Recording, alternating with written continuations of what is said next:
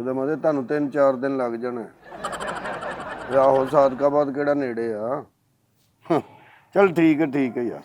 ਮੈਂ ਨਹੀਂ ਵੈਸੇ ਕੰਮ ਪੈਸੇ ਥੋੜੇ ਜਿਹੇ ਚਾਹੀਦੇ ਸੀ। ਮੈਂ ਚੱਲ ਕਰਨੇ ਆ ਫੋਨ। ਚਲੋ ਠੀਕ ਹੈ ਫਾਰਮ ਹਾਊਸ ਲੈ ਲਿਆ ਤੇ ਉੱਥੇ ਲੈ ਦੱਸ 4-5 ਲੱਖ ਲਈ ਹੁਣ ਫਾਰਮ ਹਾਊਸ ਲੈ ਲਿਆ। ਆਓ ਜੀ ਭਾਈ ਲਤੀਫ ਸਾਹਿਬ। अस्सलाम वालेकुम जनाब। वालेकुम सलाम। की हाल है? क्या हाल है भा करम? ठीक ठाक है? हाँ जी शुक्र। सेहत तबीयत ठीक है? अल्लाह दी रहमत। की गल बड़ा परेशान बैठा है यार तू? यार बिल आ गई 7,70,000 रुपया बिल आ गई। बिल यार वाकई सारे ने बड़े आए ने।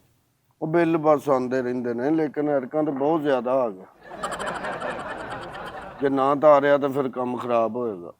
यार मैं सगों मन भी जरूरत सी पैसों की। मैं तेरे कोल पैसों वास्ते आया मुंडे निकलना बाहर। किनू? छोटे बेटे नू। अच्छा माशाल्लाह वीजा आ गया। हाँ वीजा आ गया तो पैसे थोड़े जे चाहिए हैं। ਉਹਨੂੰ ਕੋਈ ਕੰਮ ਸਿਖਾ ਕੇ ਭੇਜ। ਇਸ ਤਰ੍ਹਾਂ ਭੇਜੇਗਾ ਕੀ ਕਰੇਗਾ ਬਾਹਰ ਜਾ ਕੇ। ਇੱਥੇ ਵੀ ਵੇਲਾ ਰਹਿੰਦਾ ਬਾਹਰ ਵੀ ਵੇਲਾ ਰਹੇਗਾ ਹੀ। ਉਹ ਆਂਦਾ ਮੈਂ ਉੱਥੇ ਹੀ ਕੰਮ ਸਿੱਖ ਲਾਂਗਾ। ਦੱਸ ਮੈਂ ਕੀ ਕਰਾਂ? ਮੇਰੀ ਗੱਲ ਨਹੀਂ ਮੰਨਦਾ ਉਹ।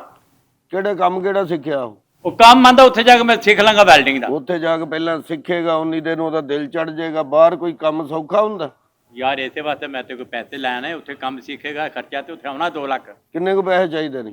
ਮਨੂੰ ਕੋਈ ਰੁਪਈਆ ਕੋਈ 3 ਲੱਖ ਤੂੰ ਦੇ ਦਿੰਦਾ ਨਾ।